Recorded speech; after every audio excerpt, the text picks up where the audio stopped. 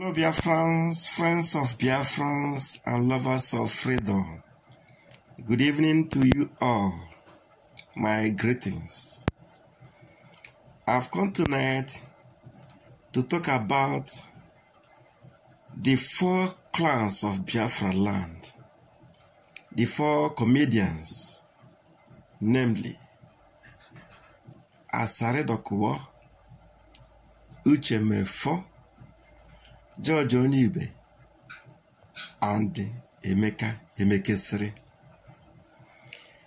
I will start with their chairman, the biggest fish among them,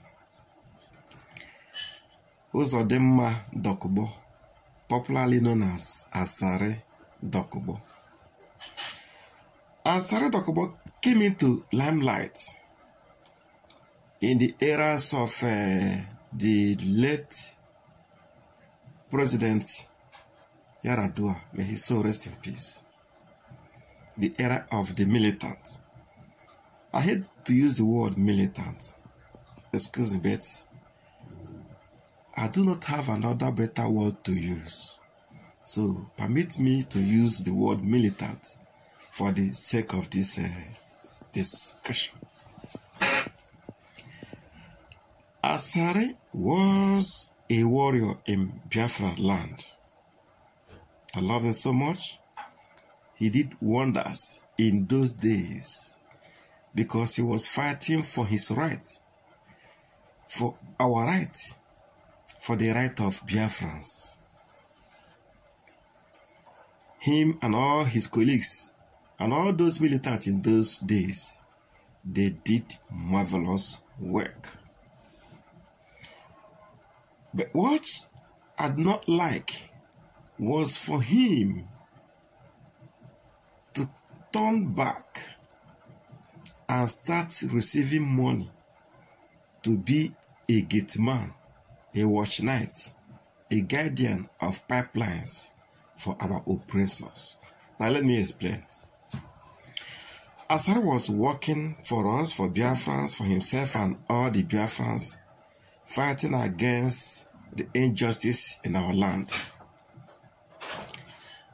Destroying pipelines, blowing pipelines and all that. Then, the foreigners, the Futajelons, the Janjaweed, who are stealing this oil, now turned back and gave him money. Proceed from this spoils they stole from us. They started giving him money, and he started protecting the same property that belonged to us. He started protecting it for our enemies. He started guarding it for our enemies. He started keeping watch over our own properties for our oppressors. I don't understand how it happened. So he used the money they paid him and opened a university in Togo. Togo or Cotonou, if I'm not mistaken, but I'm sure it's Togo. So I still respect him, but I stopped respecting him the day he came out and swore with Quran, claiming that Mazi Nnamdi Kanu did not give him 20 million naira. He later came back to say that he really received 20 million naira from Mazi Nnamdi Kanu. That was the day he lost my respect. That was the day I stopped respecting him, because he was speaking from both sides of his mouth. He denied he collected the money, even swore with Quran. Later on, he accepted that he did collected the money. So in all this fiasco, forming a de facto Biafran customary government, I look at him as an attention seeker. So my take is this. It is possible that he's seeking attention of the Zoo government, maybe to give him some money so that he can open another university, maybe in Ghana or in the Gambia.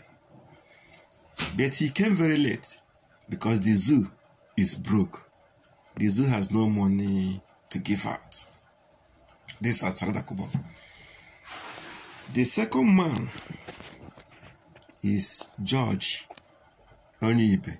I believe he's the second in command because he is to run the affairs of the imaginary customary government of Biafra. I called it imaginary because it does not exist. It has no address. There is nowhere you will see the customary government of Biafra. It is not physical. You can't touch it. You can't feel it. It's just an empty noise, or you can call it white noise. It doesn't exist. It has no substance. You can say, let me give little credit to Wazirike. You can say BIM of Wazirike has a location.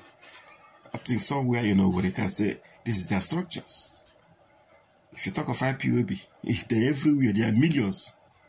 There are millions.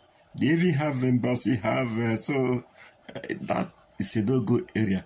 But this sham customary government of Osare has no address. So it does not exist.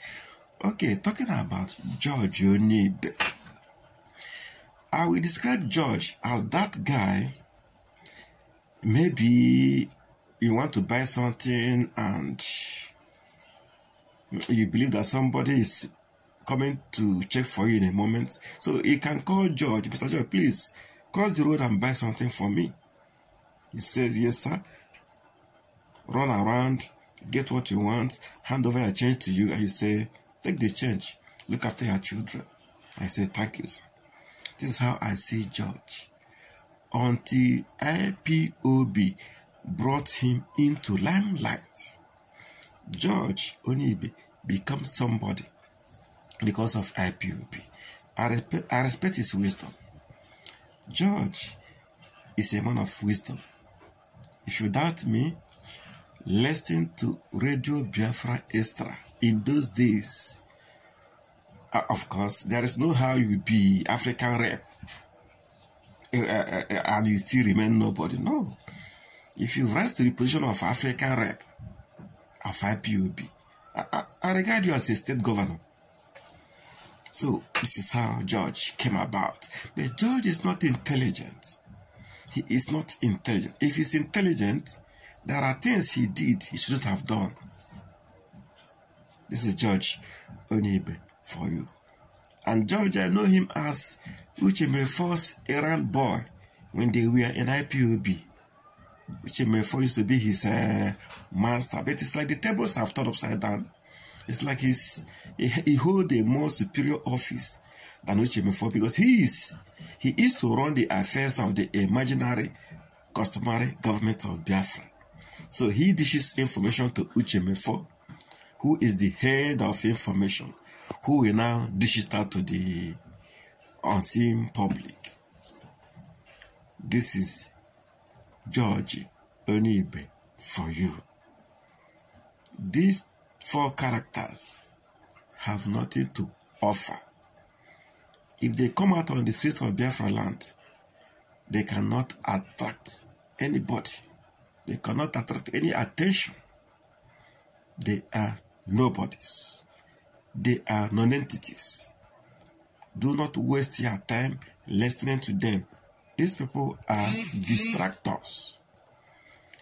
I'm going to continue this video in the next one to tell you about Uche Okafor-Mefo and the barrister Emeka Emekesere. This is part 1 of this discussion. Check out the part 2 where I will table down Uchemefo, who is Uchemefo, and what is capable of doing, and who is barrister Emeka Emekesere, what he has told us before, how he lied and deceived a lot of us, and what he's currently doing now. Check it out.